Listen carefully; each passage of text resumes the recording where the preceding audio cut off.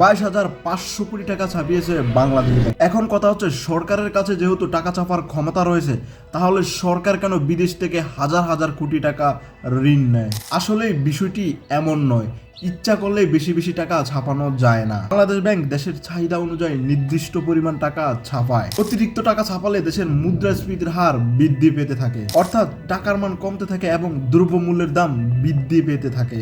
অতিরিক্ত টাকা ছাপানোর কুফল আমরা দেখতে পাই জিম্বাবুয়ের ক্ষেত্রে। 2008 সালের শেষের দিকে জিম্বাবুয়ে মুদ্রাস্ফীতির সর্বোচ্চ হার ছিল 796 কোটি শতাংশ। অর্থাৎ আপনি যদি বাংলাদেশের টাকা হিসাব করেন, 2008 সালে মুদ্রাস্ফীতির আগে জিম্বাবুয়ে যেখানে একটি চকলেটের দাম ছিল 1 টাকা, সেখানে মুদ্রাস্ফীতির পরে একটি চকলেটের দাম হয়েছে 796 কোটি টাকা। এরপরে দেখা যেত লোকজন ঠেলা গাড়িতে করে টাকা পয়সা নিয়ে বাজার করতে আসতো।